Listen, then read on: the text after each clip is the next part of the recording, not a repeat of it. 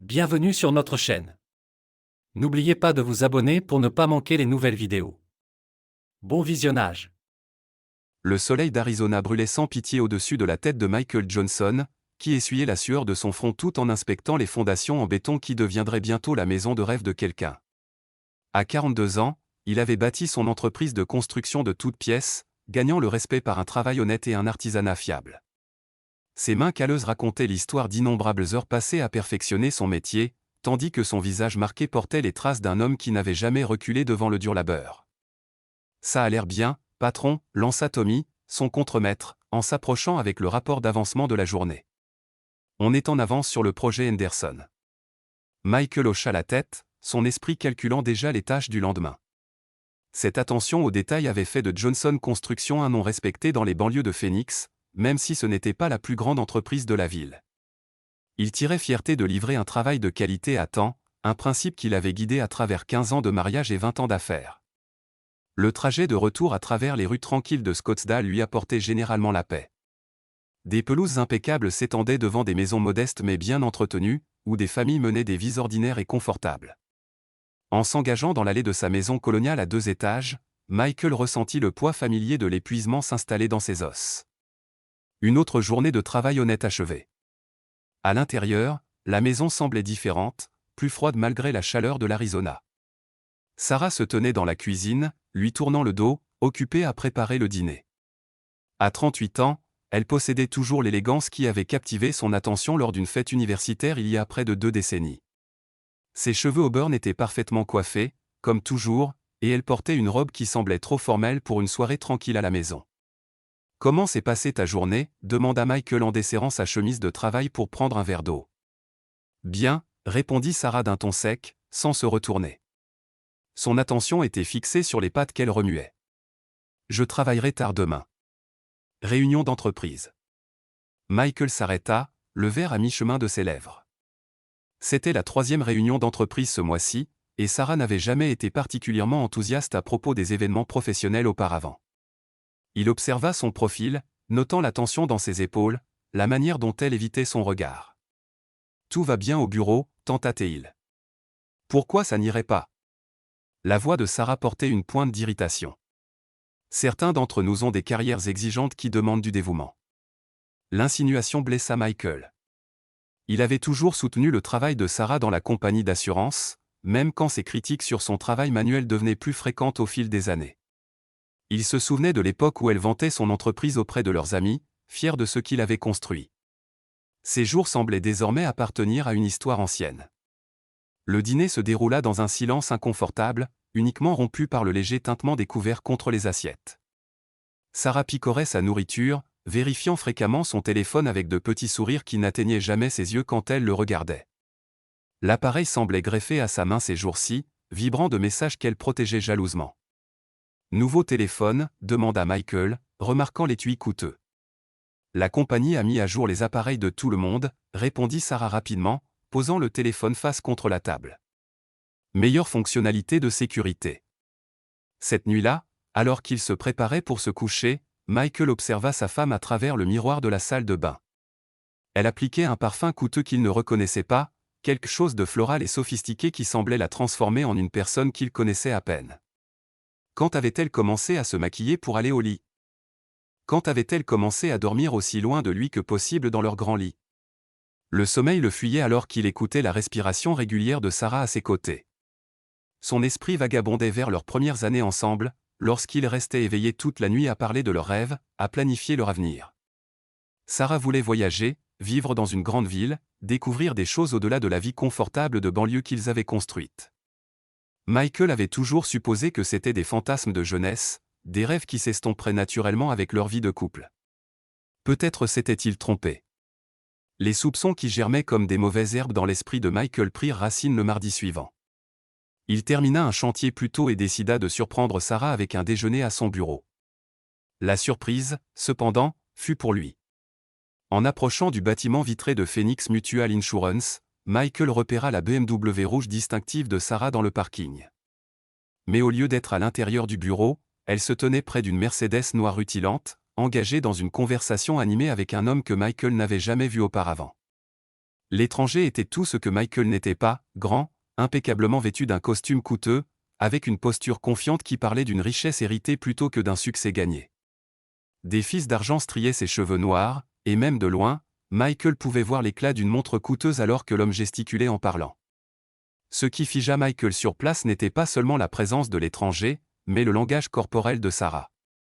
Elle se penchait dans la conversation, riant d'une manière qu'il n'avait pas entendue depuis des mois. Sa main reposait nonchalamment sur le bras de l'homme, un geste d'intimité qui fit se nouer l'estomac de Michael avec une compréhension soudaine et indésirable. Il observa depuis son camion alors que Sarah jetait un regard nerveux autour d'elle avant d'accepter quelque chose de l'homme, un petit paquet emballé qu'elle glissa rapidement dans son sac. L'échange semblait secret, chargé d'une énergie qui fit serrer les mains de Michael sur le volant. Quand Sarah retourna enfin dans le bâtiment, l'homme dans la Mercedes attendit plusieurs minutes avant de partir. Michael mémorisa la plaque d'immatriculation, bien qu'il ne savait pas encore ce qu'il comptait en faire.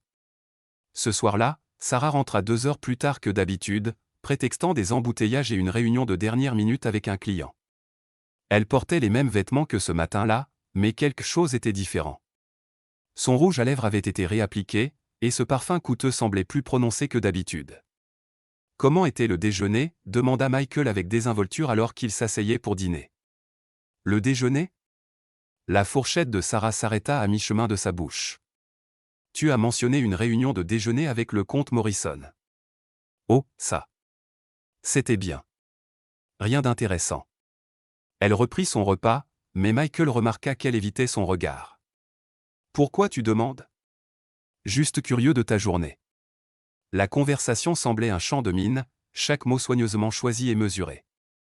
Michael se surprit à étudier sa femme comme s'il la voyait pour la première fois, la manière dont elle se tenait différemment, les subtils changements dans son apparence, le téléphone qui ne quittait jamais son côté.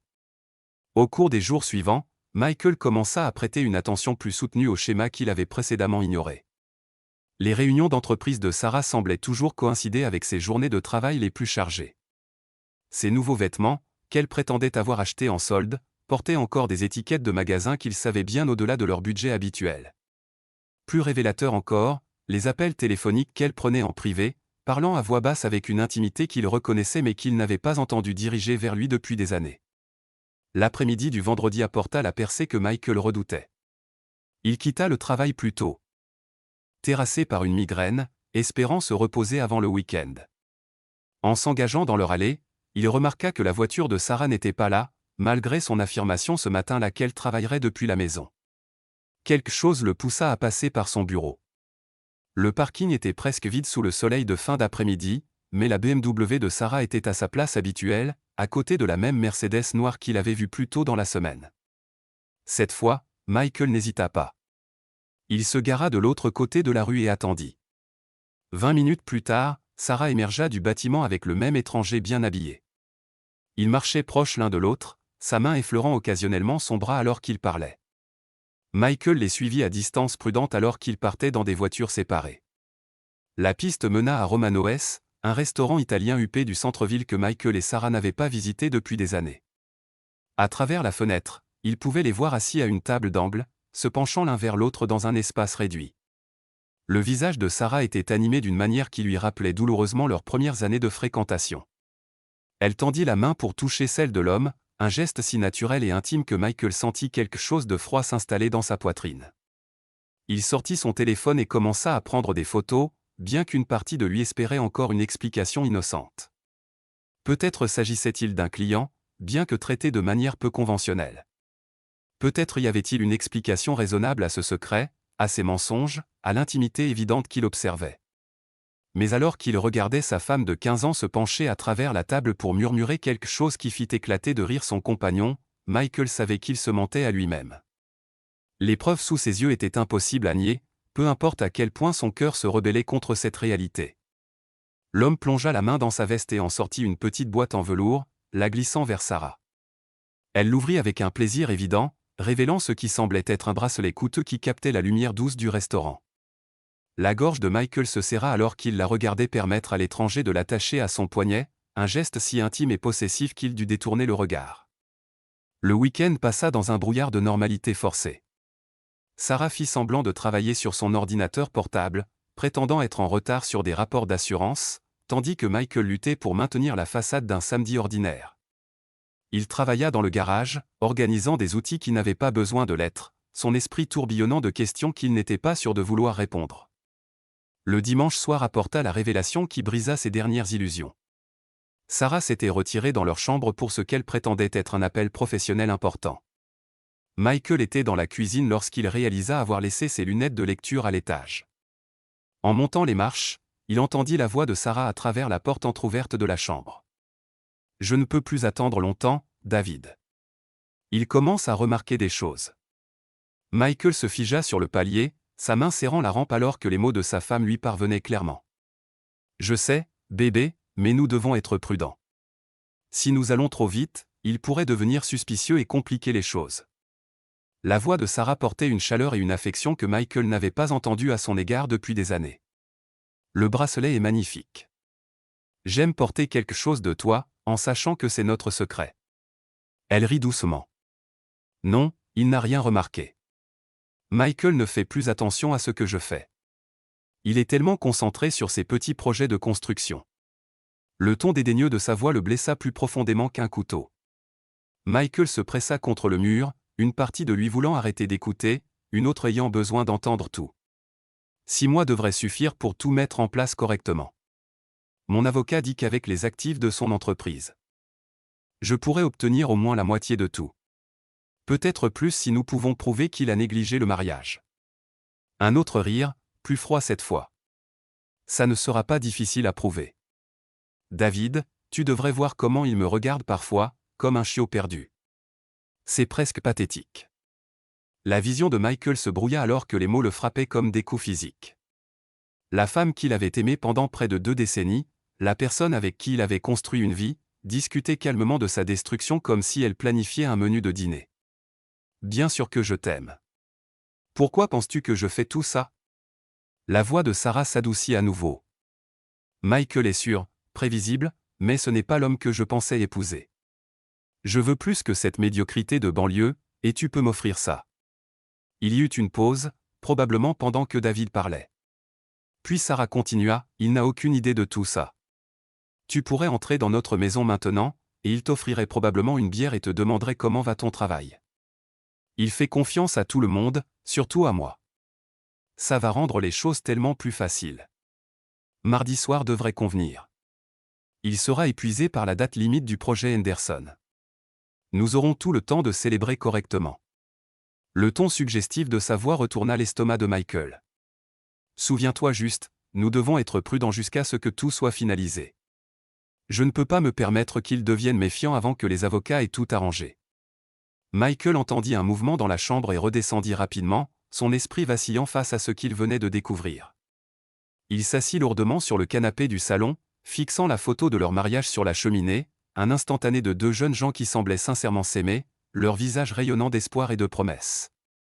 Quand Sarah apparut 20 minutes plus tard, elle semblait exactement la même que d'habitude.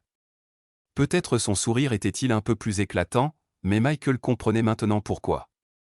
Elle était heureuse parce qu'elle avait trouvé sa voie de sortie, son billet pour la vie qu'elle voulait vraiment, et il n'était rien de plus qu'un obstacle à écarter. « Appel de travail terminé ?» demanda-t-il, fier de la normalité de sa voix. Enfin. Juste quelques détails de police à régler. Sarah s'installa dans son fauteuil, attrapant déjà son téléphone. Je pourrais avoir quelques réunions tardives cette semaine. Rapport de fin de trimestre. Tu sais comment c'est.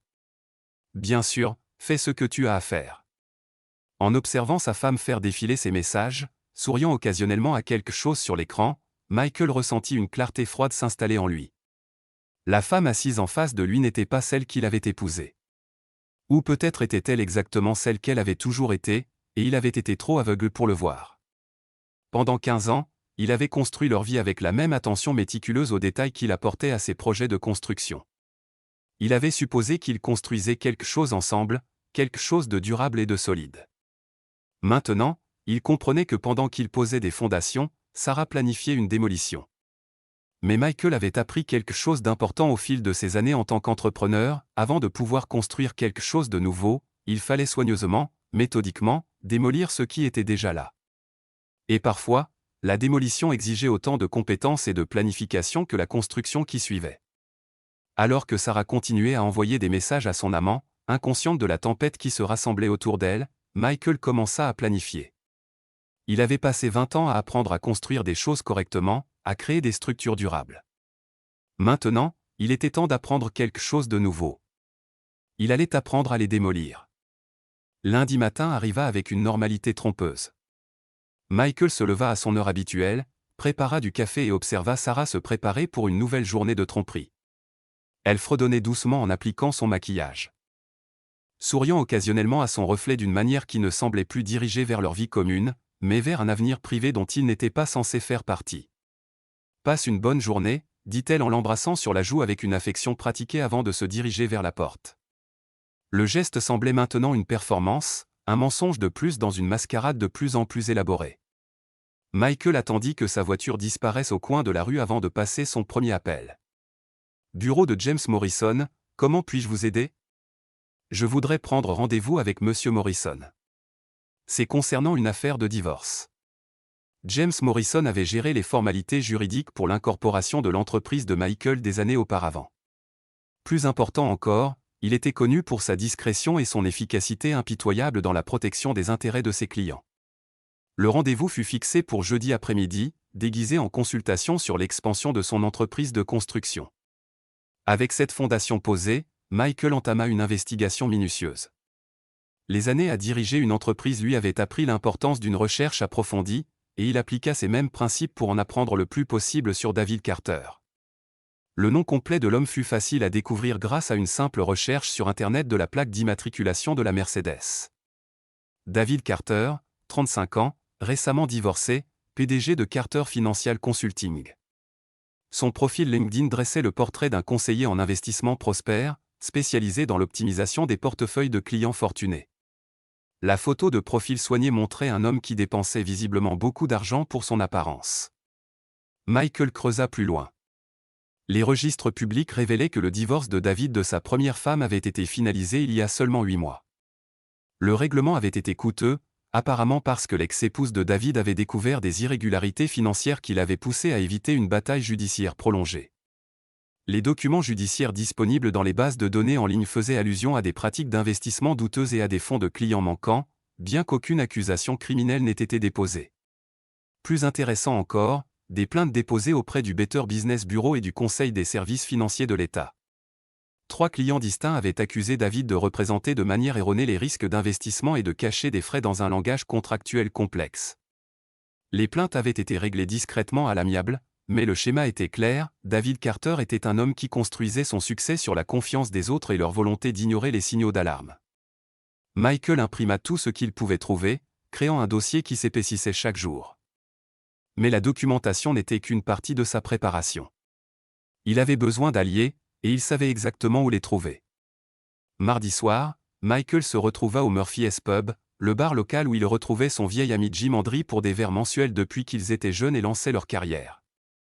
Jim était maintenant détective privé, après avoir pris sa retraite de la police, et son visage marqué montrait la sagesse accumulée de quelqu'un qui avait vu l'humanité à son pire.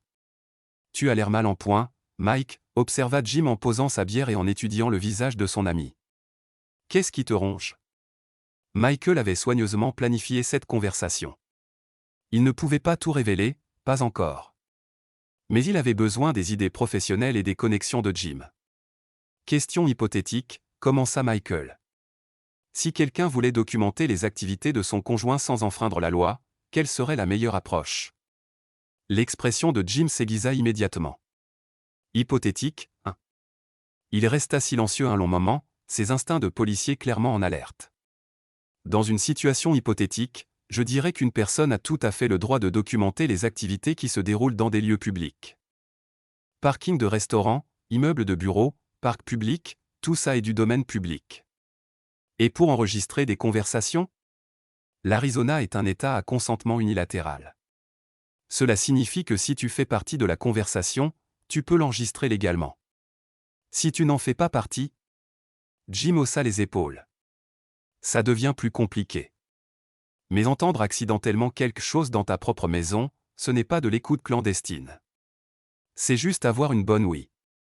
Michael hocha la tête, enregistrant l'information. Des recommandations pour l'équipement, hypothétiquement parlant? Le sourire de Jim était sombre.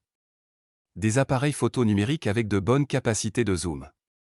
Les smartphones fonctionnent bien pour la plupart des situations. Les enregistreurs vocaux sont bon marché et efficaces. Mais Mike, si c'est à propos de ce que je pense. Qu'est-ce que tu penses que c'est? Jim se pencha en avant, baissant la voix. Je pense que Sarah voit quelqu'un. Je pense que tu l'as découvert et que tu décides quoi faire. Et je pense que tu es assez intelligent pour vouloir des preuves avant de faire quoi que ce soit. L'exactitude de l'évaluation de Jim ne surprit pas Michael. Son ami avait toujours été perspicace, ce qui faisait de lui un bon enquêteur. Hypothétiquement, dit Michael prudemment, que ferais-tu dans cette situation? Hypothétiquement? Jim répondit. Je m'assurerai que tout soit documenté avant de confronter qui que ce soit. Je protégerai mes actifs. Je parlerai à un avocat. Et je me souviendrai que parfois, la meilleure vengeance est de laisser les gens affronter les conséquences naturelles de leurs propres actions. Ce soir-là, Michael s'arrêta dans un magasin d'électronique et acheta un petit appareil photo numérique avec un excellent zoom, un enregistreur vocal numérique et un ordinateur portable. Il dit à Sarah qu'il envisageait de mettre à niveau l'équipement de son entreprise pour mieux documenter les chantiers pour les clients. C'est bien, chérie, répondit-elle distraitement, son attention concentrée sur son téléphone. Elle envoyait des messages presque constamment depuis son retour à la maison, ne s'arrêtant que pour dîner et prendre une douche. L'appareil était devenu comme une bouée de sauvetage vers son monde secret, qu'elle gardait jalousement. Mercredi apporta une opportunité que Michael n'avait pas anticipée. Sarah annonça qu'elle travaillerait tard à nouveau, prétendant qu'une présentation importante pour un client nécessitait son attention immédiate. Michael profita de ce temps pour installer une petite caméra de sécurité dans leur bureau à domicile, positionnée pour capturer quiconque utiliserait l'ordinateur de Sarah en son absence. Il fit également des copies de leurs dossiers financiers, déclarations fiscales et documents d'entreprise, stockant tout dans un coffre-fort qu'il ouvrit dans une banque différente à l'autre bout de la ville. Si Sarah prévoyait de réclamer la moitié de ses actifs, elle découvrirait que ses dossiers étaient plus détaillés et organisés qu'elle ne l'avait probablement prévu. La réunion de jeudi avec James Morrison confirma à la fois les pires craintes et les meilleurs espoirs de Michael. D'après ce que vous m'avez dit l'avocat en examinant les documents préliminaires fournis par Michael, votre femme semble planifier un divorce stratégique conçu pour maximiser son règlement. Le fait qu'elle ait déjà consulté un avocat suggère que cela est en préparation depuis un certain temps. Morrison était un homme mince et précis, avec des cheveux argentés et un esprit analytique qui en faisait l'un des avocats spécialisés en divorce les plus respectés de Phoenix. Les murs de son bureau étaient garnis de livres de droit et de certificats encadrés, créant une atmosphère de compétence sérieuse. « Quelles sont mes options » demanda Michael. La bonne nouvelle est que l'Arizona est un État de propriété communautaire, ce qui signifie que les actifs matrimoniaux sont généralement divisés équitablement. Cependant, si nous pouvons prouver l'adultère, en particulier s'il a impliqué l'épuisement des actifs matrimoniaux au profit d'un tiers, cela change considérablement les choses. Morrison se renversa dans son fauteuil en cuir, les doigts croisés alors qu'il réfléchissait à la situation. La clé est la documentation. Si votre femme a dépensé des fonds matrimoniaux pour sa relation, si elle a pris des décisions financières qui profitent à son amant à vos dépens, si elle a planifié de quitter le mariage tout en vous trompant activement sur ses intentions, tout cela devient pertinent pour la décision du tribunal. Et si elle prévoit de prétendre que vous avez négligé le mariage, nous devons être prêts à contrer ce récit avec vos propres preuves. Avez-vous soutenu le ménage, maintenu un emploi, tenté de communiquer avec votre conjoint sur les problèmes conjugaux? Morrison prenait des notes pendant que Michael répondait. Bien. Nous documenterons tout cela. Le dernier conseil de l'avocat était à la fois pratique et sobre, déposé en premier si possible. Cela vous donne certains avantages stratégiques. Mais plus important encore, soyez prêts à ce que cela devienne laid. Les gens confrontés à la perte de ce qu'ils désirent le plus peuvent devenir dangereux, surtout s'ils se sentent acculés. Au fil des jours, le comportement de Sarah devenait de plus en plus audacieux. Ce qui était autrefois des appels téléphoniques soigneusement dissimulés devenait des conversations ouvertes qu'elle menait devant Michael, bien qu'elle prît soin de parler en code. Oui, je pense que mardi conviendrait parfaitement pour cette présentation, disait-elle, sa voix chaude d'une affection à peine dissimulée. La salle de conférence devrait être disponible toute la soirée. Elle commença à rentrer plus tard, offrant des explications de plus en plus élaborées pour ses absences, des dîners avec des clients qui se prolongeaient jusqu'à minuit, des exercices de renforcement d'équipe nécessitant des nuitées dans des hôtels locaux, des séminaires de développement professionnel qui semblaient toujours coïncider avec les périodes les plus chargées de Michael. Plus révélateur encore, elle cessa de faire semblant de s'intéresser à leur vie commune. Les questions sur son travail étaient accueillies par des hochements distraits. Les conversations sur les plans de week-end ou les décisions domestiques recevaient des soupirs impatients et des suggestions qu'il s'en occupe lui-même. Elle se déplaçait dans leur maison comme une invitée d'hôtel, comptant les jours jusqu'au départ. Michael documentait tout. Les nouveaux vêtements qui apparaissaient dans sa garde-robe, des pièces coûteuses qui ne correspondaient pas à son salaire de la compagnie d'assurance, les bijoux qu'elle prétendait être des échantillons d'une activité secondaire d'une collègue, les frais de carte de crédit pour des restaurants et des magasins qu'ils n'avaient jamais visités ensemble. L'appareil photo numérique devint son compagnon constant, capturant discrètement les rencontres de Sarah avec David dans les parkings de restaurants et les halls d'hôtels. L'enregistreur vocal documentait ses conversations téléphoniques de plus en plus négligentes, y compris des discussions détaillées sur le moment opportun et la manière de gérer la transition. L'après-midi du vendredi apporta une percée qui révéla jusqu'où allait la planification de Sarah. Michael rentra tôt à la maison pour trouver Sarah dans leur bureau à domicile, des papiers étalés sur le bureau alors qu'elle parlait au téléphone. « Non, je pense qu'un partage 50-50e serait trop généreux, disait-elle, le dos à la porte. Il a été pratiquement absent du mariage pendant des années. Je pense que 70-30e est plus raisonnable, surtout compte tenu de la détresse émotionnelle. » La caméra cachée de Michael enregistrait tout. Alors que Sarah continuait, les actifs de l'entreprise sont la clé. Si nous pouvons arguer que j'ai contribué de manière significative à son succès par mon soutien émotionnel et la gestion du ménage, cela augmente considérablement ma part. Elle s'arrêta, écoutant son interlocuteur. Bien sûr, j'ai des documents. Je tiens un journal de son comportement négligent depuis des mois. Soirée tardive au travail, manque de gestes romantiques, absence de participation aux décisions domestiques. Cela brosse un tableau clair d'un homme qui s'est désengagé émotionnellement du mariage il y a des années. La conversation dura encore 10 minutes, Sarah discutant des stratégies pour le dépeindre comme un mari inattentif tout en se positionnant comme l'épouse patiente qui méritait une compensation pour des années de négligence émotionnelle. Lorsqu'elle raccrocha enfin, Michael se retira dans le garage, les mains tremblantes d'un mélange de rage et d'admiration amère. Le plan de Sarah ne consistait pas seulement à le quitter. Il s'agissait de le détruire financièrement tout en se faisant passer pour la victime. Elle avait transformé leur mariage entier en preuve pour son dossier, reformulant chaque soirée tardive qu'il avait passée à travailler pour assurer leur sécurité en preuve de son insuffisance en tant que mari. Samedi apporta une démonstration encore plus effrontée de la confiance de Sarah. Elle annonça qu'elle passerait l'après-midi à faire du shopping avec des amis, mais la surveillance minutieuse de Michael révéla la vérité. Elle rencontra David dans une bijouterie haut de gamme, où ils passèrent 2 heures à choisir ce qui semblait être une bague de fiançailles. Michael observa depuis son camion alors que David glissait la bague au doigt de Sarah, directement dans le magasin. Elle l'admira à la lumière, se penchant pour l'embrasser avec une passion que Michael se souvenait de leurs premières années ensemble. Ils étaient si absorbés l'un par l'autre qu'ils ne remarquèrent jamais l'homme avec l'appareil photo documentant leur célébration de l'autre côté du parking. Ce soir-là, Sarah rentra avec des sacs de courses provenant de magasins qu'elle prétendait avoir visités. Mais Michael remarqua qu'elle ne portait plus son alliance. Lorsqu'il lui posa la question, elle prétendit qu'elle était en cours de nettoyage. Elle semblait un peu terne, dit-elle, évitant son regard. Un nettoyage professionnel la fera briller à nouveau. L'ironie de ces mots n'échappa pas à Michael. Alors que Sarah était occupée à planifier leur dissolution, il apprenait exactement quel genre de femme il avait épousé. La documentation minutieuse qu'il avait recueillie dressait le portrait de quelqu'un capable d'une tromperie élaborée, de manipulation financière et d'un mépris insensible pour la personne qu'il avait aimée et soutenue pendant 15 ans. Dimanche apporta la nouvelle qui mit tout en branle. Sarah émergea d'un autre long appel téléphonique avec une annonce qui glaça le sang de Michael. « J'invite des collègues demain soir », dit-elle avec désinvolture, comme si elle parlait de la météo. « Des amis du travail que j'aimerais que tu rencontres. Nous discuterons d'opportunités d'affaires importantes. » Michael leva les yeux du journal qu'il faisait semblant de lire. « Des collègues de la compagnie d'assurance ? » ?»« Oui. »« Et quelques clients. David Carter sera là. Il est très impressionné par notre service et veut discuter de l'expansion de son portefeuille. » La voix de Sarah portait juste assez de confiance décontractée pour vendre le mensonge à quelqu'un qui ne savait pas la vérité. Je pensais que ce serait bien que tu le rencontres. En fait, il est assez prospère.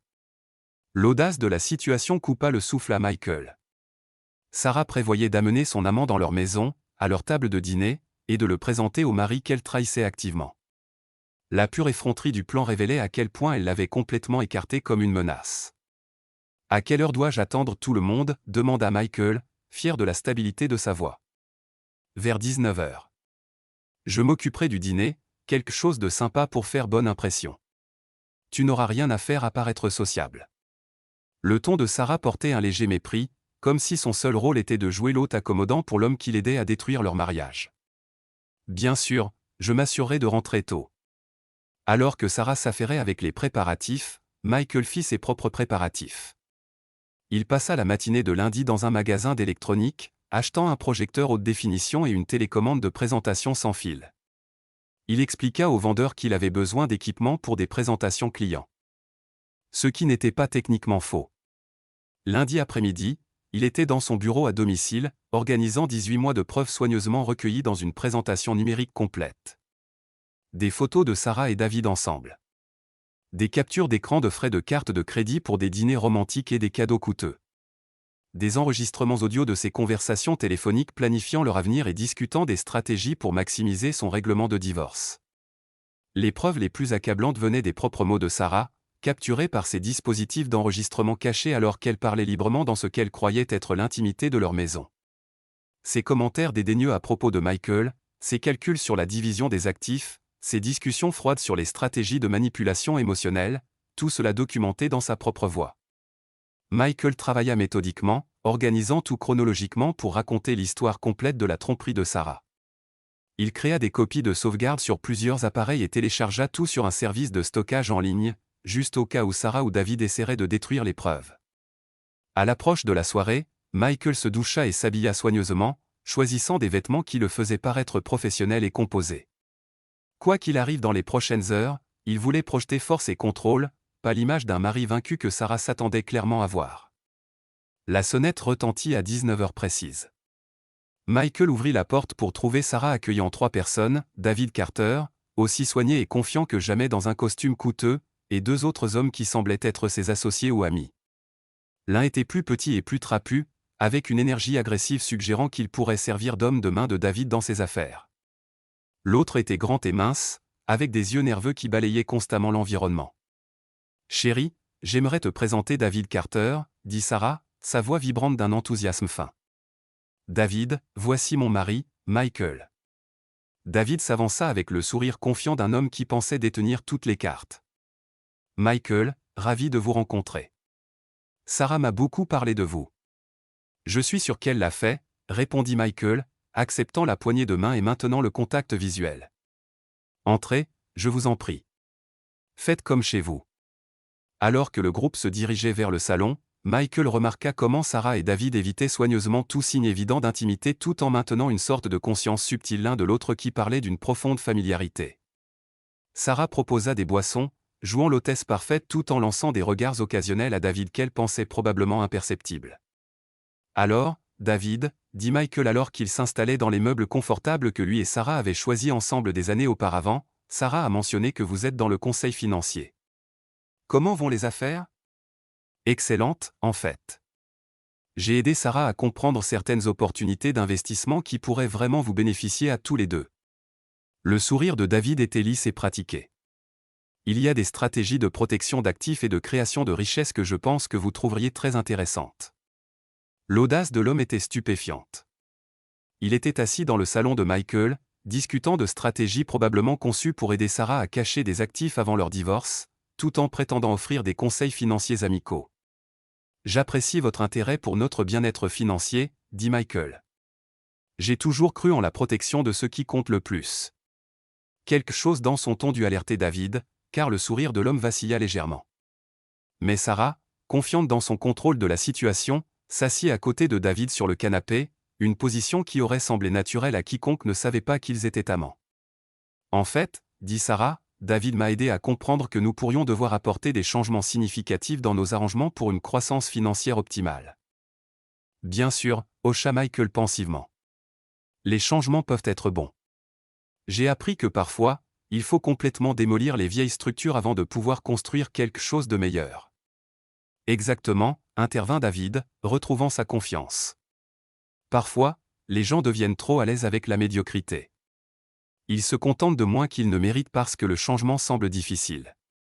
À propos de changement, dit Michael en se levant avec un sourire qui semblait comme de la glace se formant dans sa poitrine. J'ai quelque chose que j'aimerais partager avec vous tous. Une présentation, pourrait-on dire. Sarah, tu trouveras cela particulièrement intéressant, car cela concerne certaines des stratégies d'investissement mentionnées par David. Michael se dirigea vers le centre de divertissement et commença à installer le projecteur qu'il avait mis en place plus tôt dans la journée. Je pense que vous trouverez tout cela très instructif. Alors que l'équipement s'allumait, Michael capta le premier éclair d'incertitude dans les yeux de Sarah. Mais il était trop tard pour les doutes maintenant. La présentation était sur le point de commencer, et Michael avait passé des mois à s'assurer qu'elle serait inoubliable. Installez-vous confortablement, dit-il en tamisant les lumières avec le même professionnalisme calme qu'il apportait aux réunions avec les clients. Cela ne prendra pas longtemps, mais je vous garantis que cela en vaudra la peine. Le moment de vérité était enfin arrivé. Merci de regarder et n'oubliez pas de vous abonner pour ne pas manquer les nouvelles histoires.